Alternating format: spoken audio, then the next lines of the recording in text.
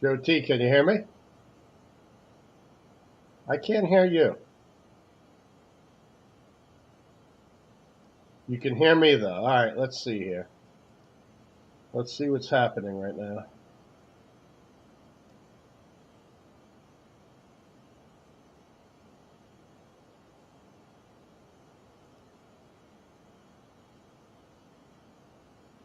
Don't worry, I'll get this.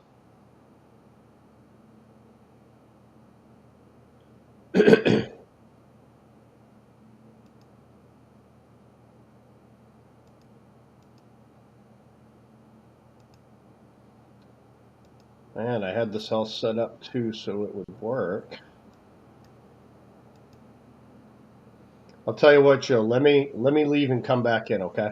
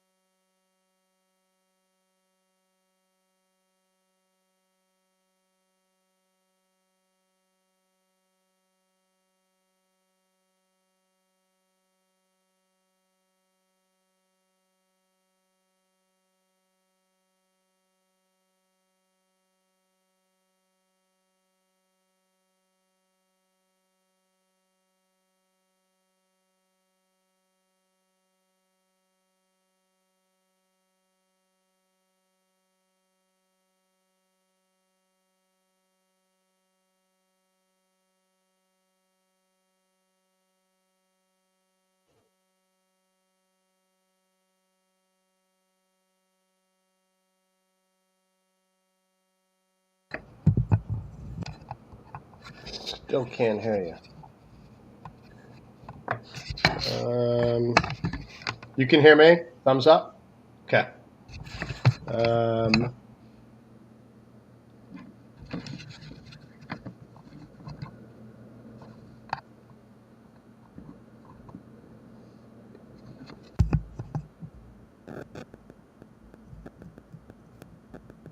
Still nothing. Still can't hear. Joe, let me try reboot my computer one more time, brother. I'm sorry. I'll be right back.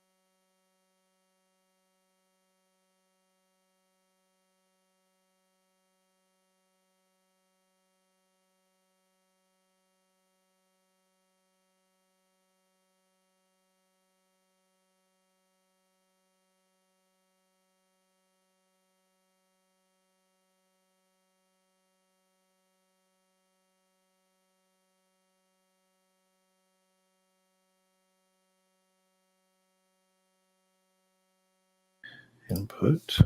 There we go. Now I'm green. Man, I hope I haven't been talking this whole time with no all right. If you guys are watching, can you hear me? Oh man, this is terrible. It was such a good show too. I hope you guys heard it. This is insane. Just insane. This is why you don't do a solo show, because nobody tells you if they can hear you or not. Let me see. Wait for John to jump back in here. I need to make sure that you guys can hear me before I keep going.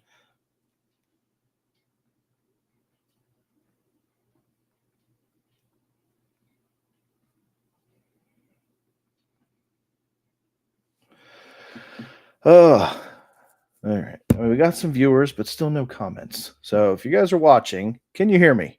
Drop a comment in. Let me know if you could hear me, please.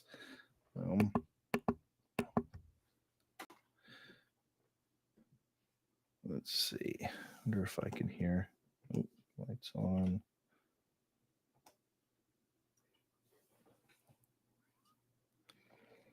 I mean, I could hear coming in. So, all right. I'm going to keep talking here. Panthers and Raiders. The Panthers are horrific. Like I said, Bryce Young is an absolute disaster. Absolutely ruined that poor kid. I feel so bad for him. But that's what they do, right? You just keep destroying the young talent coming into the NFL. You trade away your future so you can draft a quarterback, number 1 overall, rush him right onto a team that is already close enough to having a number 1 pick, and then you go ahead and throw him in there with no good players on the team, with nothing to hope for, and just pray that he's going to turn it around single-handedly, which just doesn't work. So that's going to be a disaster. Don't start anybody on the Panthers. From the Raiders side, here comes John again. Let's see. Right. It's a Christmas miracle. Dude, I think I have been sitting here for over 30 minutes talking to myself. Oh, not on? You. I don't think it was you. I think it was me. No, we're live. Okay. But I didn't realize that my sound bars weren't green at all. So I went in and switched the audio inputs, and then it started picking it up. So I think I just did 35 minutes of the show talking to myself. You know, Joe, sometimes we all need that in our lives. So, and I'm telling you, it was an award-winning first 30 minutes. I mean, you know, I don't doubt it, man. It was had to have been. It absolutely had to have been. It really was. I mean, there would have been tears in the crowd. It was just, it was beautiful. It was articulate. It was just never to be seen or heard from anybody. Yeah. So I was all the way down to the Panthers and the Raiders, just to give you an idea of how many games I've talked about. So that's exciting. Not great, but let's talk about the Jets-Patriots game real quick. Let's not. How about we don't? Well, I asked you, how does New England feel about it? And I'm really interested to hear what the talk radio and everybody has to say. So, over the first few games, I think our O-line looked pretty good. I truly do. I think our offensive line played good against Cincinnati. I think they played maybe not great against Seattle. And my dogs haven't barked forever, and now here we go. Yeah. But I just think our O-line went up against a much better defense than we faced in the last couple weeks. And, I mean, to me, Brissett had no time. They're saying, let's bring in Drake May. For what? So he can get killed? I mean, what did he do the last couple possessions? He got sacked 2 or 3 times, got hurried 5. Yeah. It's like I said through the text the other night, I really wanted Marvin Harrison Jr. at number 3. I'm thinking, my brother Shane, we've been texting, and he wanted Joe Alt at 3. I think we missed it. I do. I think the Pats missed it, regardless of how Drake May ends up. Our O-line could be just as probably worse than the Jets was last year. Ooh. You know what I mean? I think the Jets and Pats had a couple of the worst O-lines last year. The Jets, you guys obviously made a couple signings, and you drafted your O-lineman, right, who started against the Pats. Yep. Not started, but came in. Yeah.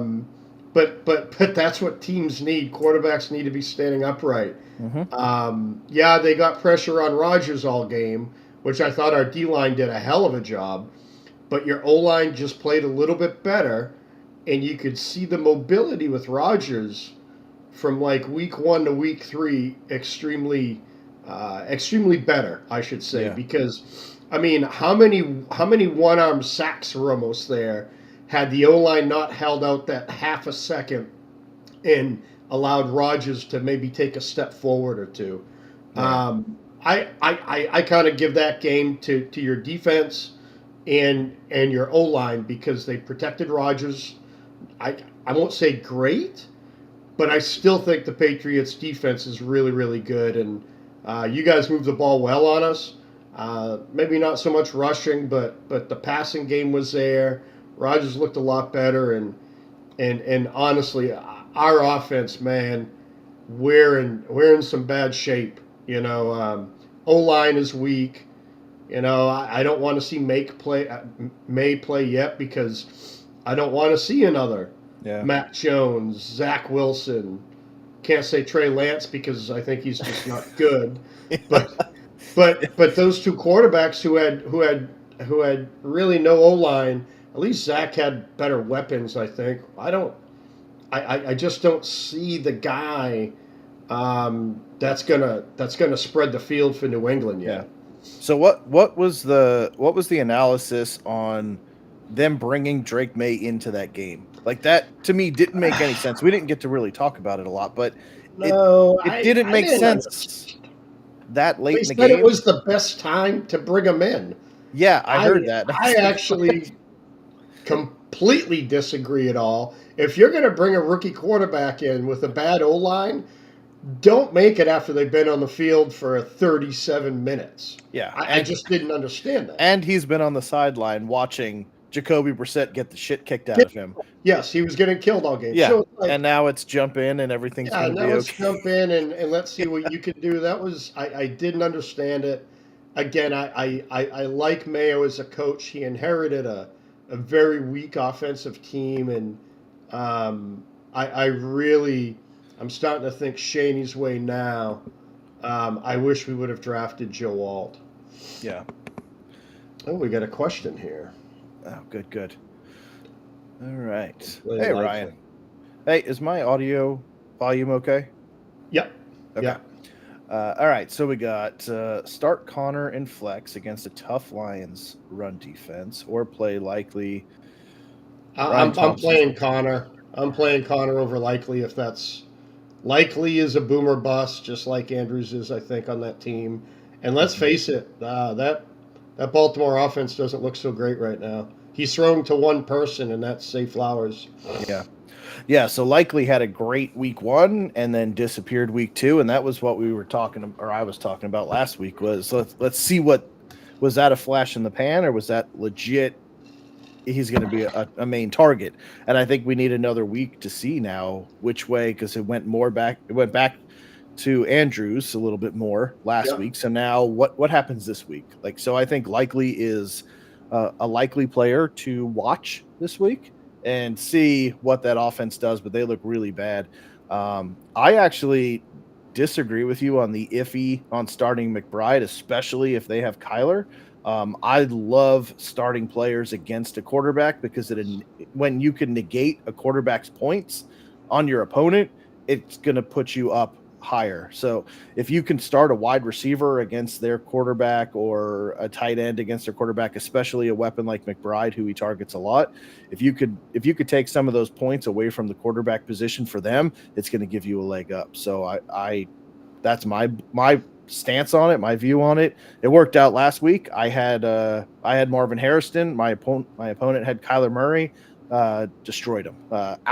Marvin Harrison, I think, was 1 point less than Kyler Murray, so I basically eliminated his quarterback and won without any problems. So that's a huge piece there. But to get back to who you should start, I think I like Aaron Jones a lot too this week, though. So I think that's against we got Washington at Cincy, right? Terrible Cincy defense. I don't know if I trust McLaren yet. I love the play of Daniels. I do. I think he's playing very well as a rookie. Very solid. Probably one of the best ones so far. But without a doubt, he hasn't found who he's throwing it to. And Jones, they're going up against? They're at home. Texans. Ooh.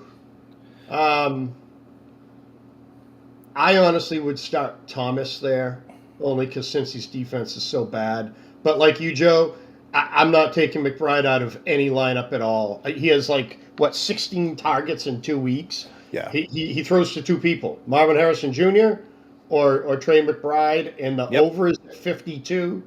Vegas isn't putting that over on there if they're not expecting points. I get their defense is great, but I mean Kyler Murray can move around. He makes plays. I took him in 3 out of my 4 leagues along with Marvin Harrison Jr. So I'm hoping that pays off. But me, I would start Connor. Or I wouldn't even think of playing Likely over Connor, especially in a flex. If you have to start him at tight end, that's one thing. But Connor gets 96% of the snaps he's on the field, including passing downs. I'd keep Connor McBride in. I personally would go with Thomas. It'd be hard taking out Jones, but I'm sorry, Darnold likes to throw the ball, man. And JJ's healthy. I know Osborne's out, but I see a lot of. In fact, I almost went with Darnold and JJ in a lot of DFSs, but I got afraid. Yeah, no, there's going to be a lot of fireworks in that game, and I was kind of talking about that as well. I think if you want to beat the Texans, they don't have a running game at all this week, right? No. So I love C.J. Stroud. I love that Texans offense, but I think if the Vikings are going to win this game, they have to win the run game and control the clock and keep C.J. Stroud off the field. That's why I like Aaron Jones a lot this week. But I think kind of to that point, that Arizona Lions matchup, they both have really good running games as well. So that's a hard one to target. But again, if they're close, Connor's running it in. So I think that's a hard thing to lean against as well. But if it's me, I'm going Connor or Jones in that one, and I am definitely starting McBride. That's where I would go. Whichever game you feel best targeting. Right. But I think Aaron Jones, if you think the Vikings are going to win that game, Aaron Jones is the reason, and that would be the start to go if you think that. If not, leave Connor in. Yep. Can't go wrong there. Can't go wrong. I don't think. No, you got two nice running back matchups there, and Thomas as well is a nice piece as well. Okay, so since nobody's been able to hear me, we should probably just do like a real quick recap on everything since this week is completely destroyed, or just get questions in. Drop questions. If you're watching, Ryan, drop a like. Would appreciate it if you help us get more exposure. But quickly run through Browns Giants game. Absolute disaster, but I am going heavy on Jerry Jeudy this week, which I said. His targets have increased from week 1 to week 2. The running game sucks. The Giants suck.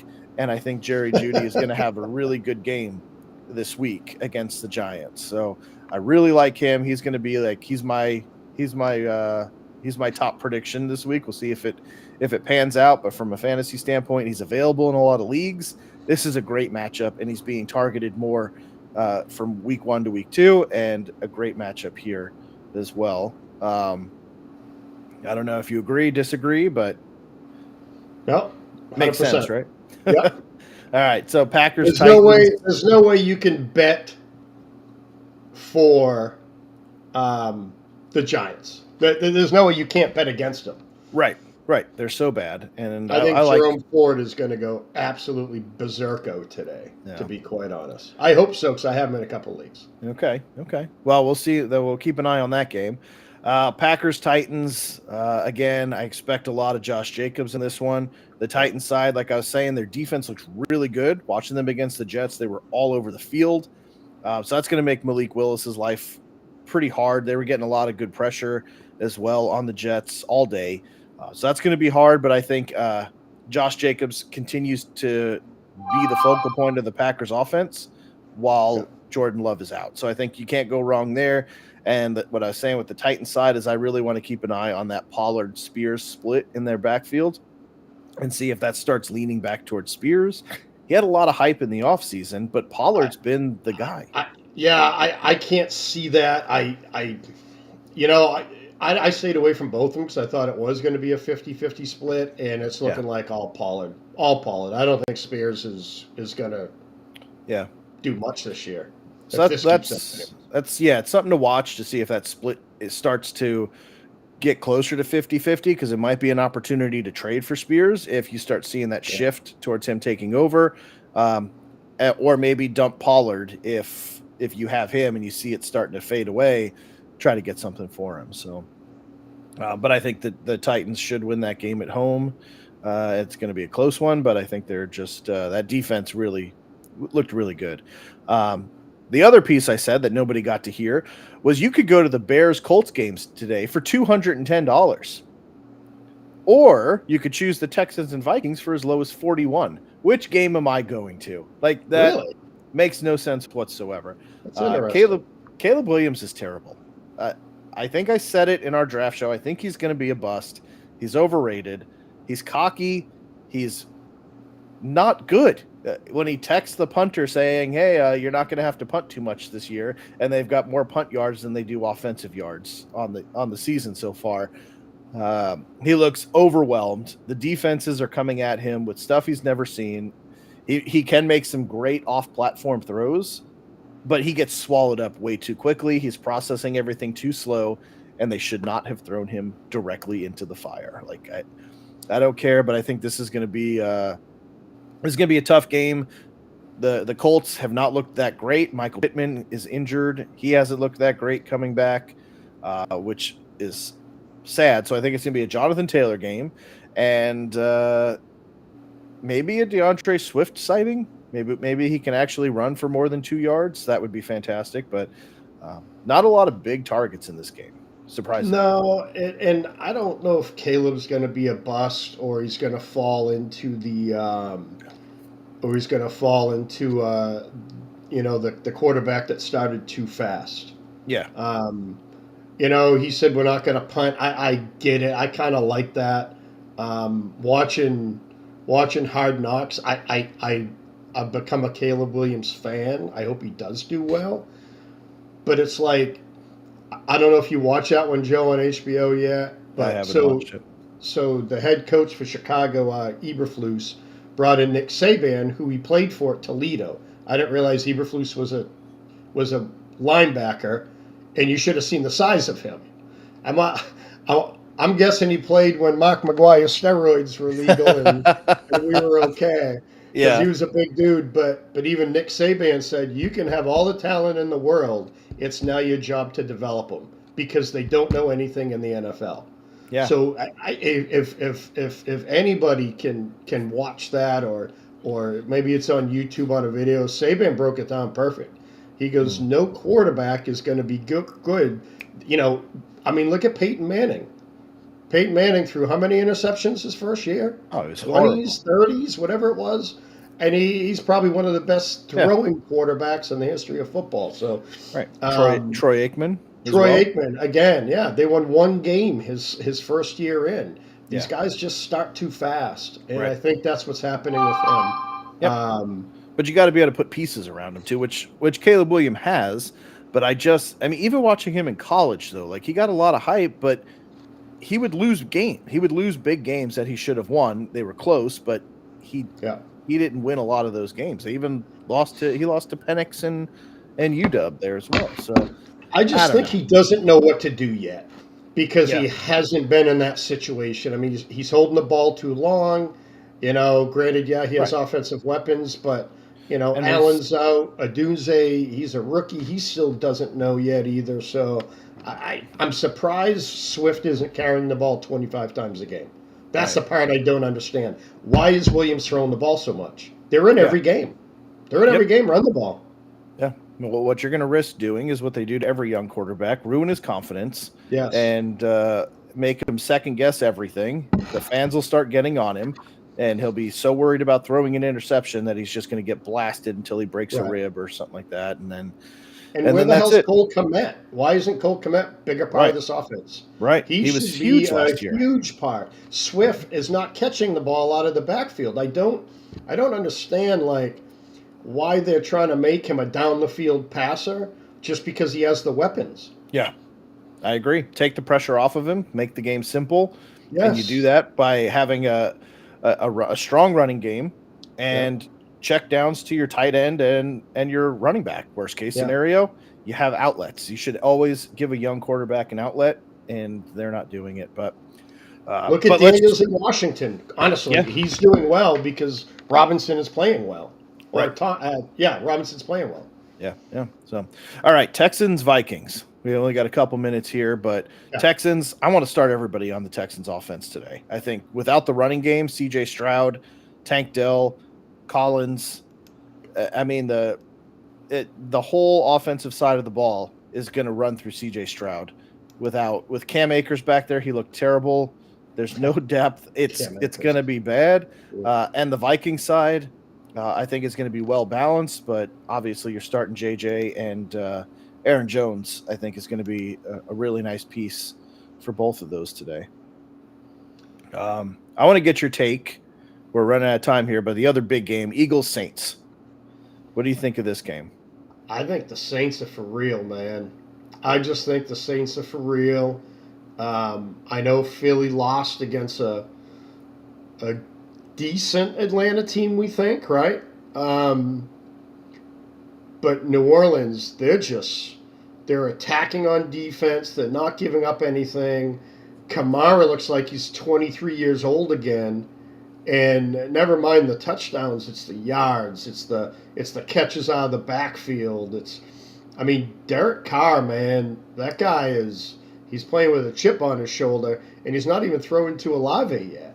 You Right. know what's going to happen when Olave gets in the mix? Yeah. You know what I mean? So yeah, and like what I was asking myself earlier was, how is this team the same team from last year? Because you look at the pieces, nothing's changed. right. The same quarterback, the same running back, the same wide receivers, the same tight end. Nothing has changed. And maybe that's it, Joe. Maybe you just answered it. Nothing's changed, and another year playing together, and they're all gelling. You're right. They didn't get any better. They didn't get any worse. But who knows? Maybe this is what's been erupting there, because I get against Carolina, but to put that up against Dallas, they made Dallas look silly. Oh man, silly last week. Yeah, by halftime. Yeah, it was over insane. by halftime.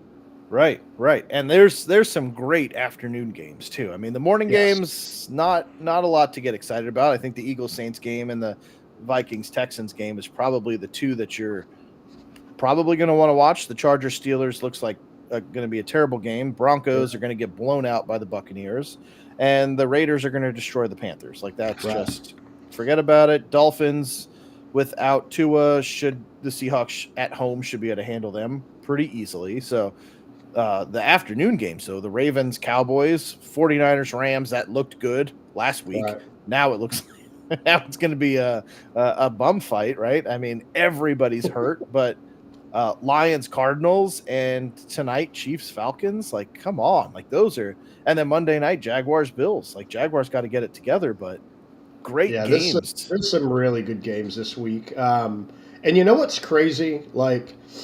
There's no clear-cut best team in the NFL. You take out Kansas City, I think, because you're expecting them. So Kansas City may be the best team, but there's no clear-cut, like, it's not like when the Patriots were playing and you knew they were going to the Super Bowl against someone. You know what I mean? It's just there's nobody like that this year, and I think that's what's making fantasy football extremely difficult. Yeah. But football, a real lot of fun to watch, I think. Yeah, because, you do expect the Chiefs to be in it week in and week out. We expected the Falcons to be good, and they honestly should be 0-2. If Saquon catches that ball, that game's over. But they did what they needed to do, and they won. But, with the 49ers now, they're decimated with injuries, which they haven't been for the last couple years. So eventually it's going to catch up, right? But that really knocks them down. Ravens 0-2 start, could be 0-3. Cowboys at home, like that. 0-2. You know what I mean? Right. Baltimore and Dallas. I mean, is that going to be a 17-14 game or a 45-42 game? And who's winning? Who knows? Right. So some really good games, but you're absolutely right. Like there's nobody there's not a team that you're looking at that's like outside of the Chiefs, maybe, and even that there's a lot of soft spots with Pacheco being now on the IR. Now it's Kelsey, and you've got to hope that Rice or maybe Worthy step up and really take a bigger role, but you can't now without a running game. If you just double cover Kelsey, you're really going to force these young wide receivers to step up, right? And that's the way I would attack it. Like make Rashee Rice or Xavier Worthy beat you, right? I mean, that's and I think Rice is the key. So I took him in like a lot of my 4th and 5th rounds. Everyone was laughing at me for taking him. I'm like, he's their slot guy. He hasn't gone to jail yet. He won't go till next year or whatever happens next. He'll get off on some, money thing, whatever. But yeah.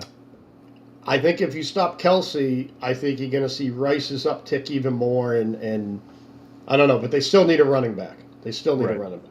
I agree. So, yeah, I think we'll see. This is going to be a really interesting week. It's a hard week to figure out what you want to do. Luckily, one of my teams, it's my jetting to New Orleans. So I have Rodgers, Breece Hall, Garrett Wilson, Greg Zuerlein, the Jets defense. They scored such a homer. I did it in one league. That's the awesome. only one that I have it. So I was like, let's have fun with one. Let me root for my Jets, and then the other ones are more balanced. But 71 points. So that's a pretty good. That's a good start. That's a good start. Pretty good start. Yeah. So I'm pretty happy with that. So morning games are going. So yeah, the afternoon games are going to be fun. I think I'm going to go do what I need to do now that the Jets and our teams are done. I can actually get some stuff done on a Sunday morning, and I think I want to be home for the afternoon games to watch those. So that's how my day. Real quick, if you were picking a keeper this week for winner, who would you pick? Who would you pick in a survivor pool? I would have picked the Browns. Because I don't know if I would get to use them again. So right, I would pick the Browns against the Giants. They look bad. I took Tampa. Now, I got knocked out in both of my Survivor leagues last week because I went with Baltimore, which bad on me. And then I couldn't go the Jets this week because I can't ever bet against the Patriots, so I won't do that. It was between the Browns and Tampa. So I'm sure Tampa's a good pick too, but Denver's going to kick the shit out of Tampa today. So. Oh, you went with Tampa? I did. And they're moving the ball already, so it's perfect. Yeah. And the Browns just scored a touchdown. Of course they did. They kicked off, the Giants fumbled, they recovered, and Amari Cooper, 24 yards. Amari Cooper. They were talking about Cooper. Look out for Cooper this week. Yeah, that probably should have been the one I went with. right out the gate. I talked about how bad the Giants are. They have there we go. Deep pass to Nico Collins. For 17 yards, penalty, offensive holding, they're bringing it back. You son of a... Yeah. It's always against my guy, Of course it is. So, yeah, it should be Broncos are just walking down the field. As I'm talking about how shitty Bo Nix is and how they shouldn't have thrown him right into the game, but... Bo Nix, 3 for 3, 59 yards. Yeah. Whatever team I pick as a survivor team, just bet against it. How many survivor pools did you do? Well, I did 2, and then because of so this one had about 30-something people in it, whatever it was. Most of the people took Cincy week 1, so they got knocked out. Then the second week, like everyone took Baltimore, so we had enough for 17 people to redo like a losers league. So there's 17 people in there. Okay, I like that. So I just have a feeling I'm going to be the odd man out again this week. I imagine that's a pretty popular pick right there against the Broncos. Yeah, so bad, but it's just, of course, it's happening to me. You know what I mean? It's just right. All right. Well, I'm going to shut the stream down, and everybody's watching their games, so we'll close it out, and we'll see you guys next week. Get ready for week 4. Best of luck to week 3 to your teams and your fantasy teams, and come back and catch us next week for my audio to work for the beginning of the show and to answer all